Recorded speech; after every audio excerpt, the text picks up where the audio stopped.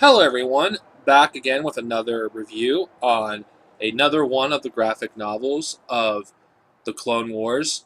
This is The Hero of the Confederacy. This is shorter than the graphic novels that came before it. What do I think of the story? I'm just going to get straight to the chase because I'm not going to talk about my feelings towards these so far.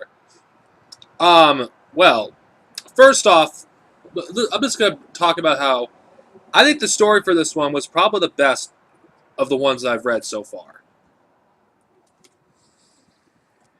In my opinion, I don't consider it a top-tier Clone Wars era story, but I still consider it, a good read.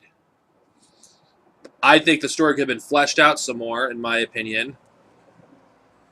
This does explore a little bit about Count Dooku and people that he knew in his past, which it wasn't explored very often in the expanded universe, which I'm surprised they actually touched on it here, that Dooku actually had a love interest, which I think could have been explored a lot more.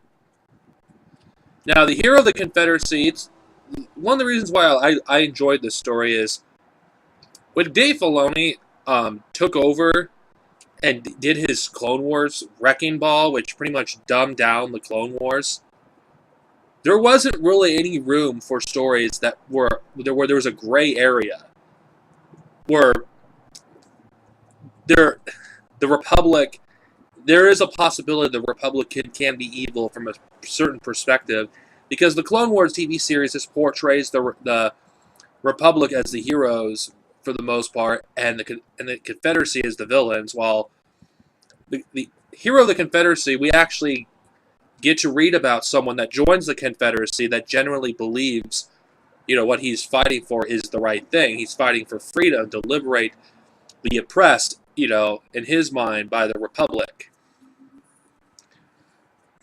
I actually think this actually would have made a good novel. I think having this be a comic was a waste because I feel like there's a lot more they could have expanded upon this.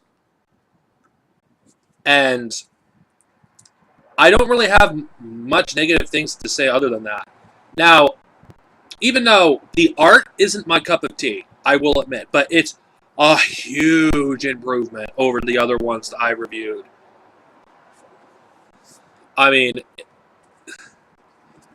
I know art is subjective, and it does kind of use the Clone Wars style, but it does alter it, so it looks better in comic form. So it gives it, that more of that 2D animation look. This feels like, something you would see in a 2D style, series. And there wasn't really a dull moment in this. I think the art was not bad at times. I think where the art truly shines is the spaceships. And I really like the ship designs, that were introduced in this comic.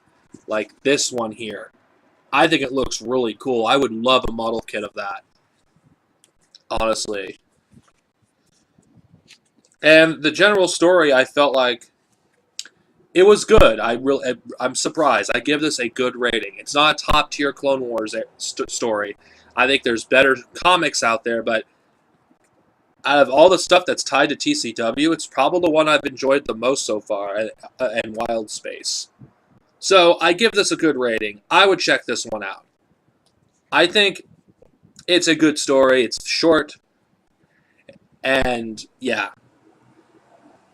Not a long review. Next time, I'm going to review another Star Wars graphic novel, this time focusing on Kit Fisto, a character in the Star Wars Expanded Universe that's barely focused on.